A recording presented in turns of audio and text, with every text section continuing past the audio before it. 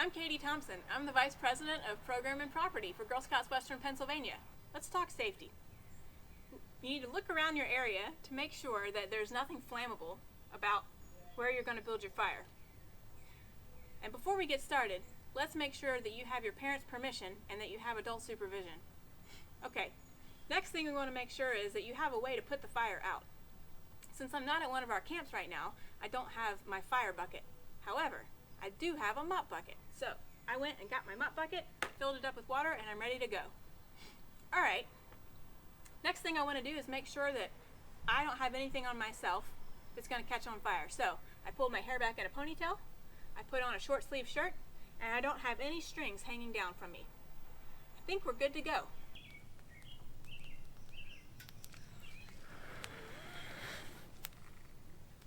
What do you guys think? Think it's good enough to cook a marshmallow yet? I think we're getting pretty close. I think we got a good flame going. I'm not going to make my fire too big because I'm in my backyard right now, and you don't really need a big fire to cook a marshmallow anyways. So, if you can see, I've got a couple of things set out over here because we're going to cook a couple of different things. I have my marshmallows, which when making a s'more you should always use two, because who wouldn't want to eat two marshmallows in their s'mores? You need chocolate, and you need graham crackers. Now, I go camping quite a bit, so I have my own s'more sticks.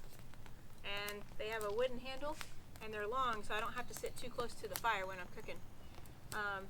If you don't have a s'more stick, and you have a wire hanger, I took this wire hanger and I just stretched it out and then kind of stepped on it with my shoe to squeeze it down small enough so you could definitely put, I'm scooting back a little bit just because I did such a good job on building my fire that I want to make sure it doesn't get me. So you can slide your marshmallows down on your wire hanger like this, and the thing you have to be careful about is that the metal will get hot, so you want it long enough and to sit far enough away from the fire so that it doesn't get too hot. But before you get your marshmallow cooking, you want to make sure you have everything ready. You want your graham cracker, you want a decent piece of chocolate. I mean, I don't know about you guys, but the more chocolate in my s'more, the better it's going to taste, right? So I'm going to go for like a half of a Hershey bar, but you can go for, however much you want. So I consider cooking a s'more the easiest thing to cook over a fire because depending on who you ask, a marshmallow can be cooked just barely, it can be golden brown, or it can be burnt and it still tastes pretty good. My favorite is golden brown, so I'm going to attempt to do a golden brown, but if it catches on fire, that's okay. I'm just going to slowly lift it up and blow it out, and I'll still be able to eat it. So here we go. We're going to try to get kind of close to the flame, and then what you want to do is you want to check it.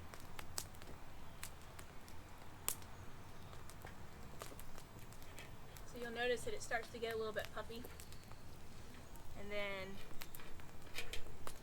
it'll start to turn a light brown.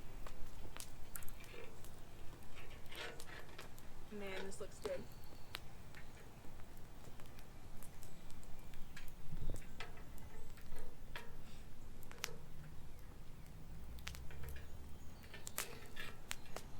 If you get too close to the flame, your marshmallow will catch on fire.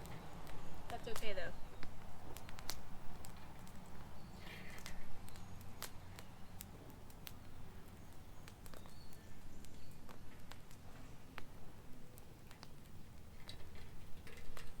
If you cook with charcoal, you won't have a flame. After the charcoal is ready, it'll just be white hot charcoals. You don't always need a flame to cook the food that you're cooking over the fire. You just need a hot surface.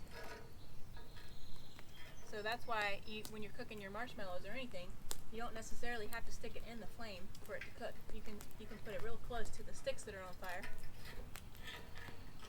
and it'll start to cook. As you can see, I've got some real good golden brown going on there. My favorite way to eat a marshmallow is golden brown. So I do not want mine to catch on fire.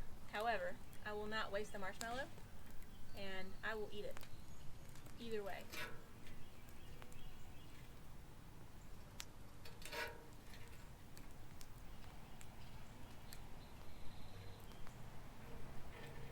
Oh yeah, this is going good.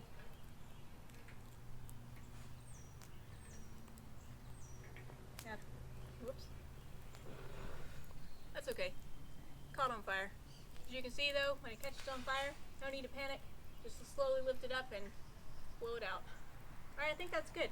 Those marshmallows look pretty fluffy, brown. So this is the trick. If you have supervision or a friend with you, this is where they can help you, but you might have to share yours some more afterwards. You take the graham cracker with the chocolate on top, you take the other one, and you pinch it like this. Sometimes you twist the stick. Oh yeah, look at that. It came all the way off. No wasted marshmallow on the stick.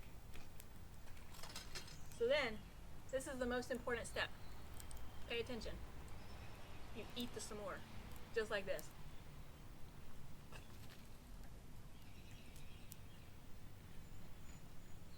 That's pretty good.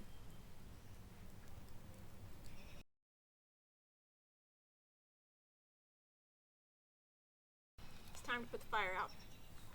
So, a couple things to think about. One, it's very important that you don't pour the whole bucket of water onto the fire at one time. If you do a whole sluice of water, it's going to send sparks and ashes up everywhere. So what I like to do is do a little bit of water at a time.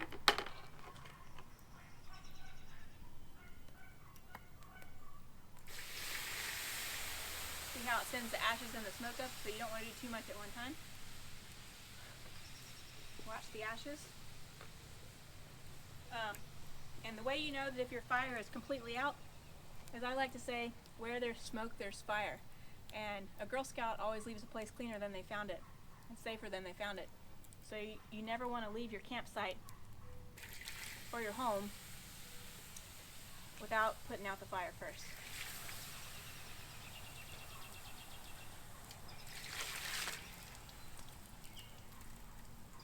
So,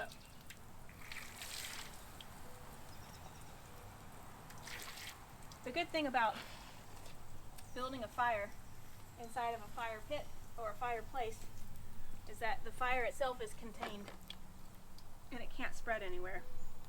So if you can see, we've done a pretty good job. We have a puddle of water down there. It's still going to be hot, but our fire is out, and that's it. So look up your adventure camping badges. One of the steps on there is to build a fire, and we've just done it.